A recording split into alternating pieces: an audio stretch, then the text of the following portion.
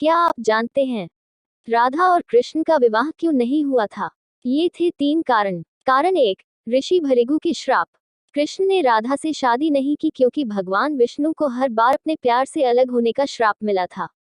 महर्षि भृगु की दूसरी पत्नी दानवों के अधिपति पुलुम ऋषि की पुत्री पौलमी को वध करने पर महर्षि भृगु ने भगवान विष्णु को श्राप दिया था।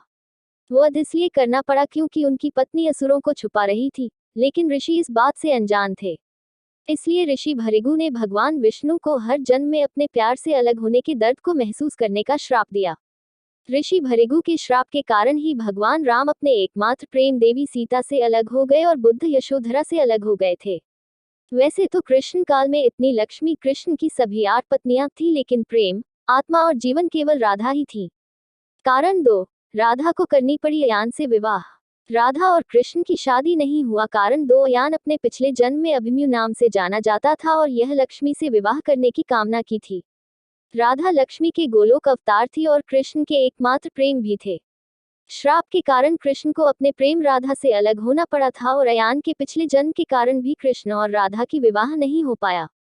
लेकिन अयान और राधा से कोई वास्तविक विवाह नहीं होने दिया, लेकिन उसकी इच्छा के अनुसार वह लोगों के लिए उसकी पत्नी बन गई। राधा और कृष्ण की विवाह।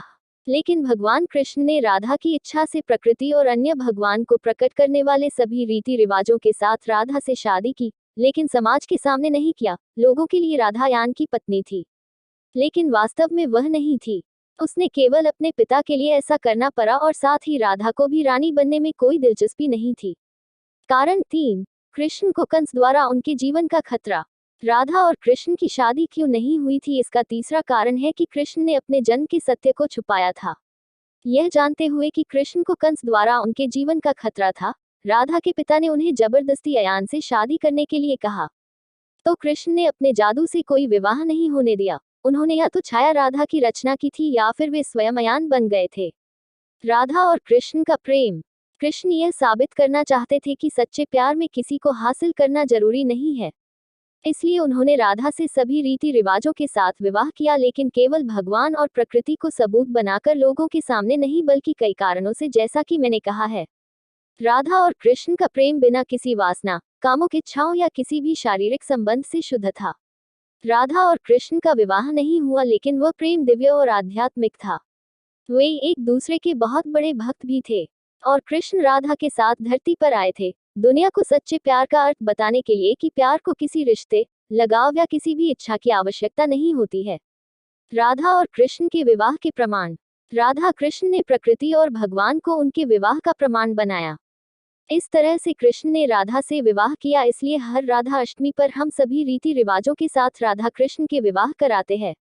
इसलिए जरूरी नहीं कि दुनिया के लिए प्यार को कोई नाम दिया जाए। एक बार भी मिले बिना उन्होंने 100 साल खुशी खुशी बस एक दूसरे को प्यार करने और याद करने और एक दूसरे से अलग होने के दर्द को महसूस करने में बिताए। यदि आपको यह जानकारी अच्छी लगी हो तो लाइक करें, शेयर करें और हमारे चैनल को सब्सक्राइब करें। धन्यवाद।